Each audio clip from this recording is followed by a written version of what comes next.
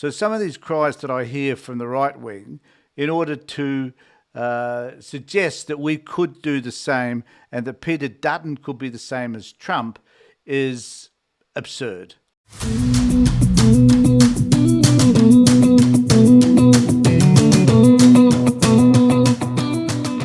Hi everybody, and thanks for watching. I predicted some time ago that it wouldn't take long before there was the right wing in Australia cheering for everything that is Trump. And it has happened. Over the last couple of days, it's been evident that Sky News in particular, the right-wing media, the Murdoch press, is cheering for everything that Trump is doing. And I have two examples of that, which I'm about to share with you by courtesy of my friend and buddy Andrew Bolt. The problem that we have here is that there will become a louder and louder cry for Peter Dutton to follow with Trump's examples. Now, in Australia, it's not as possible as it would be in the United States because we don't have a presidential system. We have the Westminster system, which means the power does not rest just with one person. Executive orders are not made here in Australia. In fact, the only way we do make an order is by legislation, and legislation is decided upon by the caucus of the government in power. Now, the leader of the caucus is the Prime Minister, but the Prime Minister often has to give in to the demands and requests and the beliefs that the caucus has in whatever is being presented correctly and is, in fact, legislation that is likely to be passed. So, and we do not have a two-party system here. We have multiple parties that take part in our government. So we are a system that's different from the United States. And I'm going to play a clip for you from Andrew Bolt, who's talking about this with, the first one is, should the government get rid of DI? I'm going to play another one for you, which is one of the commentators, Rowan's response to the situation in Gaza and Trump's suggestion that he turns it into a real estate plot. So the first one, though, is Andrew Bolt, and this is what he has to say. So bear with it. Hope you can put up with it, because I did. Now, as I was saying to Rowan Dean earlier in the show, I disagree with a lot of conservatives that say Peter Dutton should be much more like Donald Trump, go in hard, quit the Paris Agreement to cut our emissions, say there are only two genders, dump the World Health Organization, blow the joint up. I told you why earlier I thought that would... Didn't catch that bit, but hand off to Andrew for choosing not to agree with some of the crazy stuff that we hear from Rowan Dean. He didn't need to go that far, too high risk, etc., etc. But one thing he could take from Donald Trump is low risk. Last night I showed you Trump's latest call to shut USAID, which hands out American grants overseas, but is clear. Again, to me, this shows the ignorance of people like Bolt, who don't understand what USAID does. He doesn't understand the soft power, the influence that it has in the countries in which it's involved, and the way in which it assists certain countries and obviously those people in that country to deal with issues like AIDS, Ebola, and other diseases that are occurring in that country, which, if allowed to become out of control, would actually infest the rest of the world. So, but they don't understand this because they're morons, quite frankly. But it's this ignorance which concerns me. Clearly captured by the left and hands out grants like these. $47,000 for a transgender opera in Colombia, $32,000 for a transgender comic book in Peru. And it's interesting that Caroline Levitt, the press secretary for Trump, they cite two examples, and in a moment, Bolt will cite some examples from Australia, which are relatively minuscule amounts, but nevertheless, he thinks this is an issue. Now, I said last night, I bet our own Foreign Affairs Department isn't any better. Well, I've just checked today, and it's not. Here's just some of what I found it's spending your money on. Our Foreign Affairs bureaucrats are spending $68,000 on a creative dialogue of stories and dance between Indigenous Moroccan Berber and First Nations in 2 Moroccan cities. There's also $40,000 for a program managed by... Now, one of the interesting things about what Bolt did is because he's a racist, he focuses on what Indigenous people are doing, First Nations people, and he objects to any funding that's spent for First Nations people in Australia, let alone overseas. Muslim AFL legends Basha Houli, Adam Saad and Ahmed Saad to hold sports and leadership workshops for 12 AFL Muslim players in the United Arab Emirates. Is that really going to be to our benefit? Now, we don't know also the reasons why these particular funding projects were implemented. We don't have any background, neither does he. We don't know whether this is a request from those particular governments to be able to encourage young people to participate in sport, for example. We don't know whether it's just an exercise of goodwill to those countries. Bolt does not know any of that, as I don't know. We don't know. But these are the conclusions that he's drawing regardless. There's another $47,000 for workshops for teachers in Saudi Arabia to promote gender equity when teaching science, technology, engineering and maths. And $60,000 for opera to create 2 works in First Nations languages and even present landmark First Nations works by a Sami composer. The Sami is a tribe in Finland. Sami composer Anne-Marie Pedersen-Maga. And there's even $30,000 for a collaborative First Nations cultural exchange project between Australia and Nepal. I think you're seeing a theme develop here. Joining me? Yeah, actually, the theme, Andrew, is that all these activities probably have some significance to the Australian government in terms of breeding goodwill. Now, this sense of goodwill is simply a concept that Sky News would not understand, because they don't believe for a moment that any sort of assistance to anybody else apart from the wealthy mates and their media mates is worthwhile. That everything that should be done by governments should be done for the benefit of them and their wealthy mates. It's as simple as that. They have no empathy, no understanding of what any of these services may mean or what they might provide. They've got no idea whatsoever. It's like they're in a world of absolute ignorance. Daniel Weil, Deputy Executive Director of the Institute of Public Affairs, and Gemma Tonini, founder of GT Communications and columnist with the Australian newspaper. Daniel, is this a job for the Coalition's new spokesman on government waste, Senator Jacinta Nampijinpa Price? Because for me, it's not just the waste of money, which, isn't huge, it's the hijacking, it's the principle, the hijacking of taxpayers' money to push identity politics and race politics. Now, it was interesting how he mentioned that it was identity and race in the same sentence, because this is where this man comes from. Well, that's exactly right. I think that'd be the first cab off the rank is you do a complete audit of all the grant programs, Andrew, and there'd be millions and millions of dollars spent on this kind of nonsense that's not in our national interest. And as you say... You don't know that this is not in our national interest. You don't know this. This man is a right-wing crazy person from the IPA, and he has got on his page, which I did look up on him, he's got a whole host of appearances on Sky News. There they all are.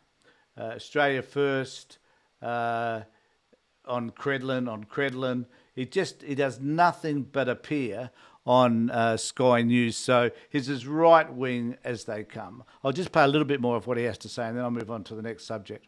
It's full of this woke, divisive identity politics, get rid of all of the DEI workers out of the government departments as well. I think there's a bigger thing here as well, and, former Prime Minister Tony Abbott has been pretty frank about this, of the challenges he had when he was Prime Minister with the public service, and that, unlike, say, in the Howard days where, OK, they're probably left-leaning, but at least they'll get on with the job. And that's the way it is today. This is the thing that really frustrates me, I guess, is that our public service is apolitical. We can find people within the public service who have been doing the same job for 20 years or so.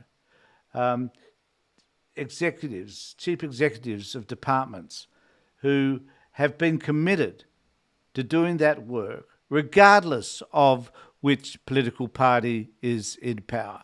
This is the way the Australian system works. It is a better system than what they do in the United States, where they just pick their cronies in order to carry out the political will of the person in charge, in this case, Donald Trump. It is abhorrent to me that these people even suggest that we should start to adopt a system such as what they have in the US. Now, I'm going to play another scene. Now, this is interviewing Rowan Dean, a mate of his.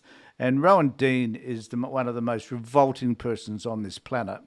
Hasn't got any concept of decency, equity, fairness whatsoever.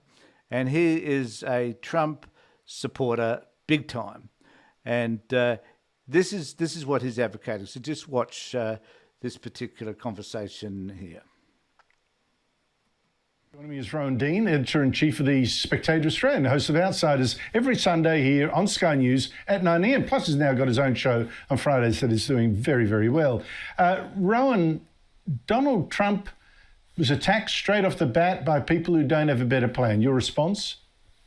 Well, my response is, Andrew, today was one of the great days that we will look back in decades to come and go, this was one of the most amazing days in history. We'll look back on this day in years to come and go, WTF.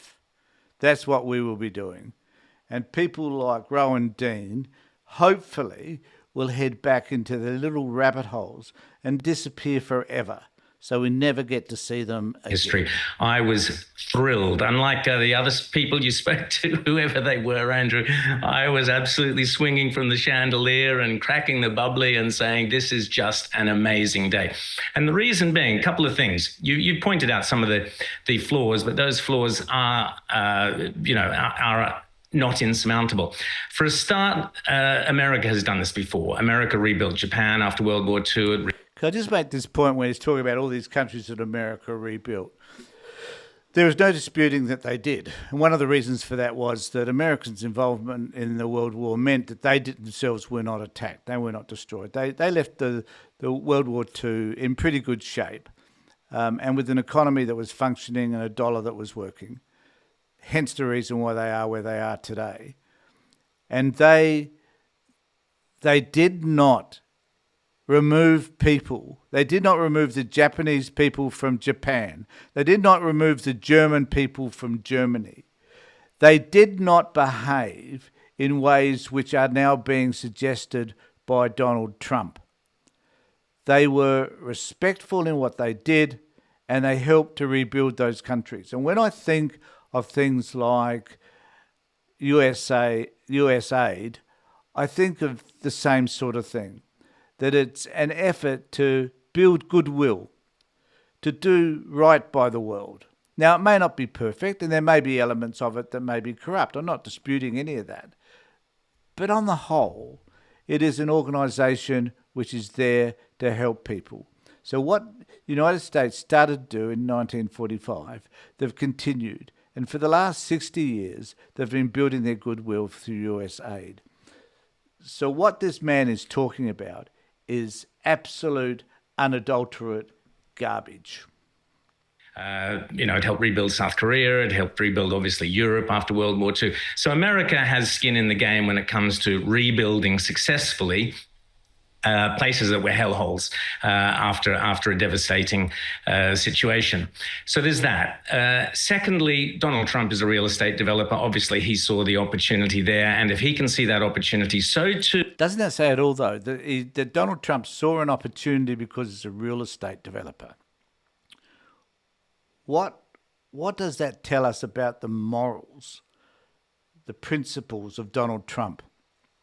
When he wants to get rid of, to evacuate, which is something he's quite keen on doing, I hasten to add, anybody that has a different coloured skin to his own. He did that back in the 70s. He was taken to court over it. And in a sense, on a much larger scale, he's doing exactly the same thing now. This man has not changed in over, for his whole lifetime, for that matter. Can the other Arab nations and other neighbors in that neck of the woods, they will recognize the value of the real estate, and that offers a huge... So it's about real estate. It's not about ejecting people from their homes, from the land that they see as theirs. It's not about that. It's just about real estate. Incentive to pour money in. Now, you mentioned the legal situation and the situation of the Palestinians on the ground. Well, the first thing, the legal situation is, let's not forget the history. Gaza was basically left over after the Yom... He has the history so wrong here, and it makes it seem as if the Palestinians somehow owe something to the Israelis and to the rest of the world for offering them some land on which they could live. He fails to admit that the Israelis, and I differentiate there between the Jewish people, but the Israel government has isolated, captured nearly 2 million people in this one area. And they chose to rebel. It was a terrible thing they did on October the 7th. But nevertheless, let's not go through that again. It's a terrible thing. But it is still their home. Whichever way you care to cut it, it is their home. People have lived there their whole lives. I wonder how Rowan Dean and Andrew Bold would feel if someone knocked on their door, which happens in the West Bank, incidentally, and says, I'm of a certain ethnic background or a religious background, whatever it might be, and or I'm just from the government, and I'm going to remove you from your house because I believe you shouldn't be here because you are different to me. And because I hate you, I wonder how they would feel if that was happening to them. They don't... It's like I cannot understand how these people who are relatively intelligent cannot see the stupidity of what they're saying and lack the moral intelligence to be able to understand how what they're anticipating to do or what Trump's anticipating to do is okay. I don't get it. I think it's a blot on them. And it's a blot on our society, on our Australian society, if we accept this as being the norm. And the fact that they're now talking about Dutton, and they go on further, Dean goes on to further about this in a moment, but they want Dutton to be tough like Trump. They want him to behave in ways which breaks the law. They don't seem to understand that Australians will not stand for the same type of behaviour as we see from Trump. I don't know how Australians are going to respond if suddenly we find Elon Musk is raiding Medicare and Centrelink and taking from us all the details and information about who we are and where we're born, our names and where we come from, and all the other information they might have, our medical history. How would we feel if a third party came in and do that and the government said it was okay? Now, there are many people out there who will disagree with a lot of what I've said in this video. But ask yourself two things. If someone came and took me from my home, where I am right now, how would I feel about that? Number two, how would I feel if I knew that all the information that I provide the government, which I do in secret, knowing that it will be secure, how would you feel if that was taken?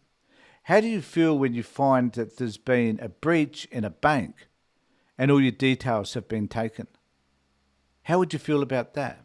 How would you feel if they found that your details were being sold on the dark web? How would you feel about that? I don't think you'd be too pleased. How do you know that what's been taken by Musk is going to be secure? You don't. And if it happened in Australia, there'd be riots in the streets, I can tell you now. So a lot of what they're saying is, I think, disingenuous, dishonest, and downright, I was going to use the word un-Australian, but I won't use that word. It's just pitiful. It's a disgrace to think that people like this are determined to destroy the country that we live in, that we cherish. As much as we may be Republican, we're not monarchs maybe, we have a reasonably good system. So why would we want to pull it down just because Trump has chosen to destroy the United States? I don't understand it. So let me know what you think in the comment section below. Remember to ring the bell for further notifications. I'll be most interested to hear what you have to say. In the meantime, take care, look after yourselves, and more importantly, be safe.